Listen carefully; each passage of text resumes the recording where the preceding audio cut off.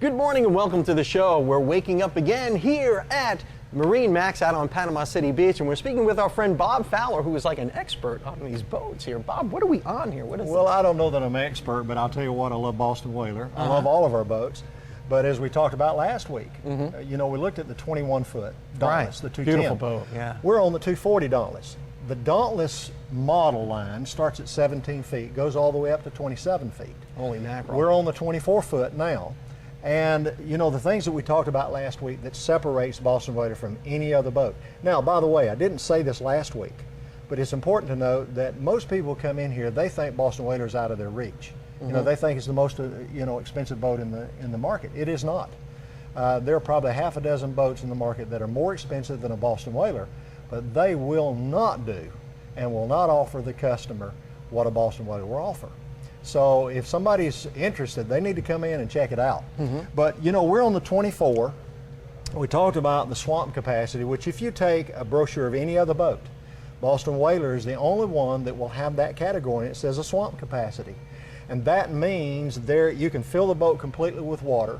This boat, you can put 9 people, there's your tag right there, put 9 adults in this boat, fill it with water, and add an additional weight of 5,300 pounds. That's 3 cars. Okay, 3 big cars. Yeah. Okay. And not only will the boat not go down, it's set level in the water, hold that motor high enough to bring you home. There's no safer boat in the world. Now, as we talked about in the 21 last week, this also has some of the same features. We have a standing platform here for anybody that wants to fish. You know, they can stand up. Right. Now, I'm standing in front of, this also has a ski pylon that comes in and out. So if you can wants to go skiing, wakeboarding, they've got it all right here. You can do it all. The rods and reels. Yeah. They can do everything. So now, for your fisherman buddies or for your wife and kids or friends, you've got, it's suited for everything. And this boat has a raw water wash down, which, you know, you get blood and guts in the boat, no carpet. You just wash it down in raw water, come home, wash it out with fresh water. But also for the family, for the ladies, for the kids, you got a freshwater sprayer right below your foot there. Oh yeah, is that what this little door is here? Yeah? Yes.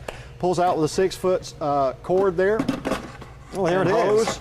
And freshwater sprayer. So you spray down with fresh water before you get in the boat if you want to. How cool is that? But to step off the platform, and if we're going out, and let's say the rod and reels are up, and the ladies are with us, or the family, the kids, you've got a full cushioned bench seat here that so you can just put sit 4 right adults and seat here. So it's very, very comfortable, and it hits your back just right. Now, we talked about the reversible pilot seat, and it will adjust anywhere you want it. You can sit here and troll facing backwards. Yeah, perfect. Okay. Fishing platform. And you can actually stand up, use it as a bolster if you want to give you support in your back. You can adjust it anywhere you want it. See, it will adjust anywhere in there. And then also, this boat has the extra live well here, very large, and then in front of the console you have a second live well. Now, let me show you this, Don. This is something that also the 240 has that the 210 last week does not have. Let's step up here. This is something that the ladies and even the guys really love. Look at this. Oh yeah, look at that. It got a little back thing. So you here got a lounge seat that you can lounge and sit back on and enjoy. And not a real high wall here, so you can actually kind of enjoy the water. Yeah, you've got the safety bow rail there, low profile, and all this. Now this has the added bow filler cushions here, but you've got everything on a Boston Whaler. Even your compartments are double insulated. So even this compartment here would be, you know, you could keep ice in it for a week. It could be a great cooler here. You got another seat over here. You have another seat here, and that's another live well. This boat does rod holders, cup holders. It's just, again, a very, very comfortable boat. The boat with a motor will draft about 16 to 17 inches. And then you can go out on the Gulf, in the bay, wherever you want to go. In the bayou, wherever you need to go, you can go with this Wherever. boat. That's exactly right. That's amazing. All this stuff that you can reconfigure anyway. If you're going fishing and the guys don't want the cushions, the cushions snap out. Yep. So you've got this whole area as a standing platform for your fishing or throwing cast nets, whatever you wanted to do. This boat will handle it. It'll take care of everything and more. Bob Fowler from Marine Max, another fabulous boat right here on Panama City Beach. Thanks so much come for to showing see it us. And and if they have any questions, call us at 708-1317. We're located here at 3605 Thomas Drive. Marine Max, we're the world's largest dealer, retailer of boats, and Boston Water is one of our gems. And united by water. And Yes, we'll be sir. right back after you're waking up with Don weather. Welcome back to the show. I'm here with Alan Graham from Counts Real Estate, and we're going to get some real estate tips from Alan. Alan, welcome to the show. Thanks, Don. Yeah. Great to be back. And I love to sell houses. Yeah, I know you do. I know you do. And people love to buy houses because that's part of the American dream, is owning your own home, isn't it? You know, that's absolutely true, but our demographics in the market are changing a little bit. People are waiting later in life to buy homes. The millennials have college debt to pay off. Yeah. And so what's happening is they're renting until they're about age 30. So the first home actually comes into their life about age 30 instead of 25 as it was years ago. Yeah, and how do you get started though? You got to come up with that down payment, or you got to qualify maybe with a VA home loan or whatever. You know, that's a great question Yeah. because I remember when I bought my first home. And I had to put a whopping 10% down. That was a requirement back then. Yeah, yeah. Then we moved into the stage of the market that was the no doc loans. You didn't document your income. And so Wow. it got very liberal and you didn't have to have a down payment. Today, the minimum down payment's about 3.5% for most houses. First-time home buyers can get a great break. And a first-time home buyer can be somebody who's owned a home before, but they have not owned a home in the last 3 years. Really? Yes. So if you have not owned a home in the last 3 years, you still qualify as a First-time home buyer. Yeah. Well, that's odd. Yeah, it's. But I guess it's good. I mean. Yeah, there were some bad economic times that created Sure. an environment that people lost their homes or made a decision to move out of their homes, and so it just gives them a break to get started again. I know when we were a young couple with no kids, it's like your first home is the hardest home to buy. Let me share some tips with you about that that'll save you some time, I hope. The first one is you need to go to your lender first and get a letter of approval. And most couples do not start that way. My kids, I'm selling one of my younger boys a home now. We're looking for a home. And they want to go look first and then find out the bad news afterwards, that they can't afford what they're looking at. That's a horrible situation. You need that letter of credit or approval letter because most homes require that you submit that today. If you submit that approval letter with an offer, it adds more credibility to the offer. Sure, yeah. The second thing it does is it prevents that emotional attachment that most of them get with the house that they've already picked out. And then there's that huge disappointment when they find out they can't afford that home. And in their mind, they've already got kids playing in the front yard, and it's the house they're going to live in forever. And where do you start to do that? I mean, you do this every day.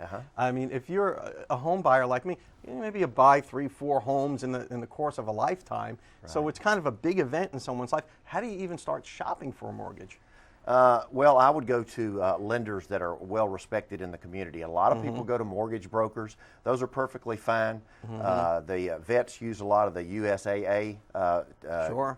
Because of benefits that they get from it. So what I recommend that you do is get someone that will give you accurate advice that feels comfortable in telling you if you'll wait 2 months, we can repair some of your credit and improve your opportunity to get a nicer home.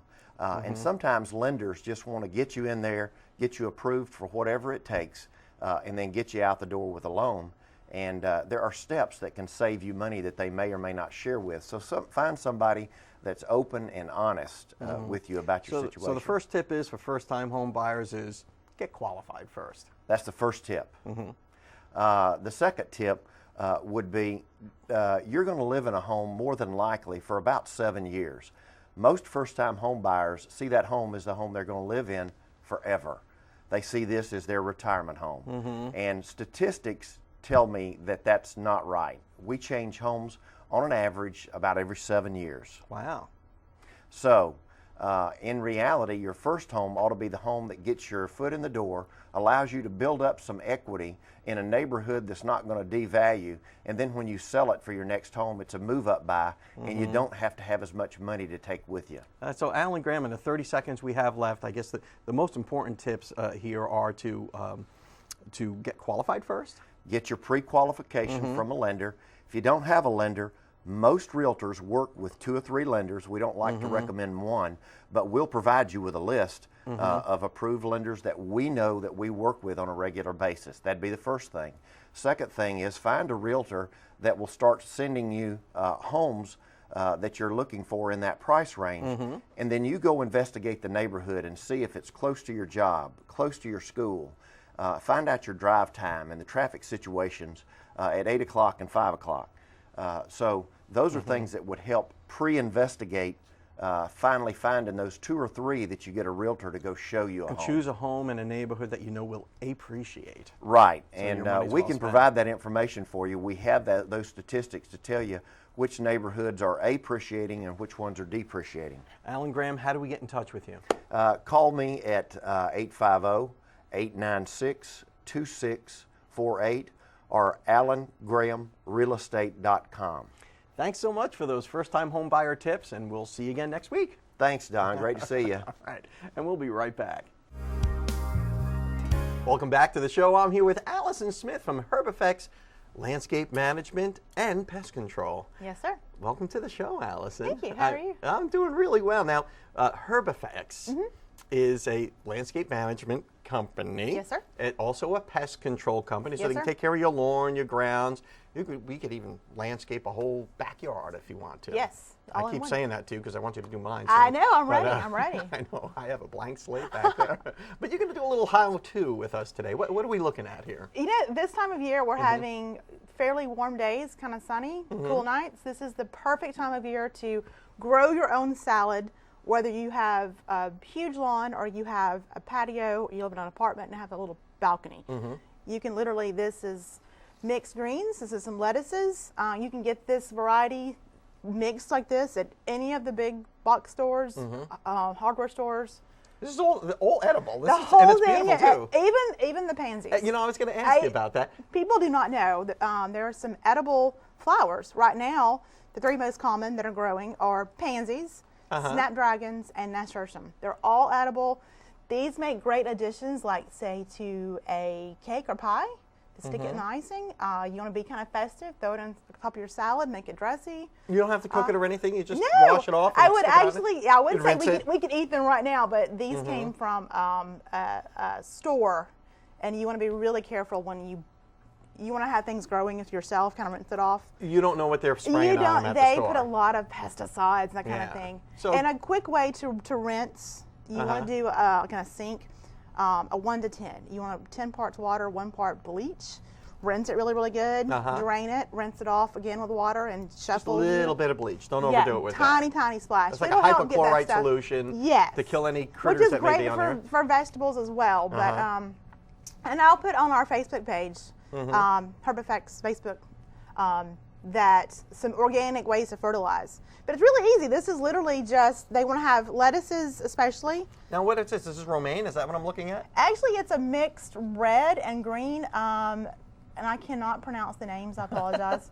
But this is probably the most common variety out right now. Because a lot of people grow herbs. Like, you know, we are Yes. crazy about basil in my house. We always get a pot like this or bigger, and we get a big, giant basil bush going, you know. And then you want to do, basil is not as cold hardy, so you don't do that No, in the it's not. spring. It'll grow all through the summer into the fall. Your first frost. Parsley seems to do okay in the cold. Parsley does great, loves the cold. Actually, I have cilantro in the back here. You can kind of mix it together. Let's take a look at the cilantro. This is just, There you it's go. very easy. Yeah. And cilantro is cilantro. great because once you get it established and it kind of grows out, you can keep trimming it, and you just want to slide I have very hard fingernails, so you want to slide down to Just the bottom pinch it off? and pinch it off. And there you go. Or you can keep just a little pair of what I call just, something sticky on here, gardening shears, and just same thing, slide down to the bottom, and you want to cut it as low as you can down in there. I see. Well, there's a piece now. Sorry? So I could actually eat this. I wouldn't. Like I said, this came from a store. I don't know what's on it. I didn't wash it off. But the lettuce is great. Lettuce, you want to have, the biggest rule is drain really well. It doesn't want to stay too wet. Okay. It will actually just melt and be disgusting. Yeah. But it's great. Like if you live by yourself or there's a, you want a small salad, you literally just slide down just like that and cut. You don't want to pull it out. Just cut it Just off. cut at the bottom.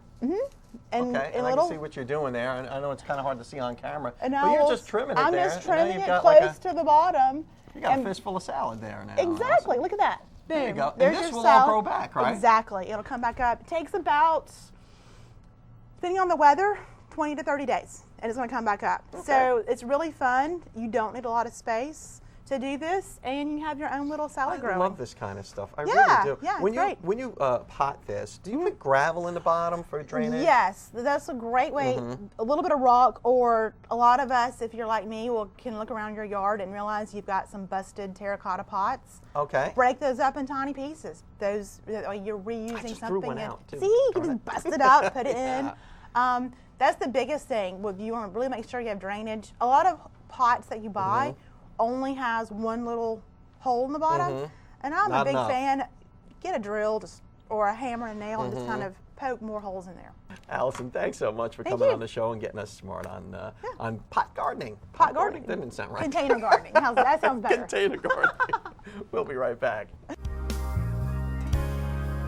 Welcome back to the show. I'm here with Logan Adams from Specialists of the South, and she's put some really interesting stuff today. Logan, welcome back to the show. Thank you so much. It's always a pleasure to be here. I mean, we had you on last time, and I was like a kid in a candy store, and it was such interesting stuff. We just had to have you back. Now, Specialists of the South is right here in Panama City. Yes, down on 504 East 6th Street. And you have auctions from time to time, estate auctions and things like that. And you just have some fabulous stuff here. And, you know, I know we're pressed for time, so I just want to get a good look at these soldiers here, which is just fascinating. What's the story behind them? Well, they're British, metal, and very collectible.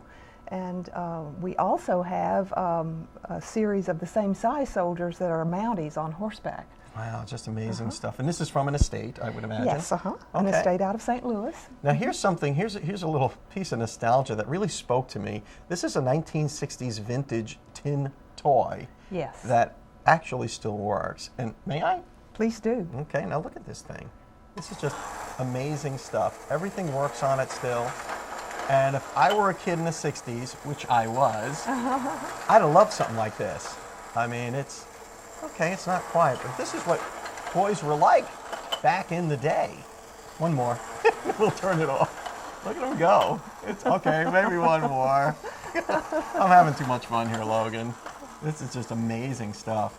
And now these are quite collectible too, these tin toys, aren't they? Very interesting to collectors, yes. Yeah, I would imagine. So you've got a beautiful old book here full of prints. Yes, These are Or American etchings, they call them? etchings. They're all in great shape, and it's actually a limited edition.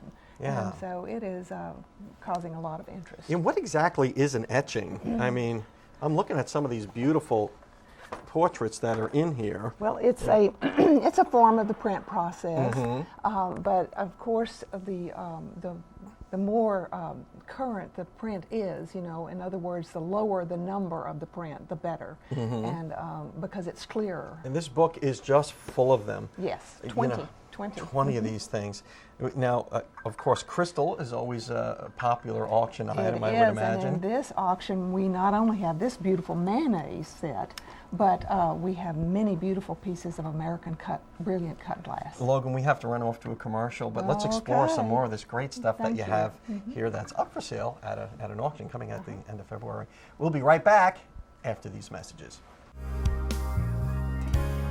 Welcome back to the show. I'm here with Logan Adams from Specialists of the South, and I'm glad you got the memo on the color coordination today.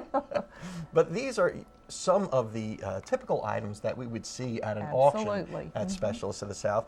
And this particular piece here is pretty fascinating and pretty old. It is. It's from the 18th century.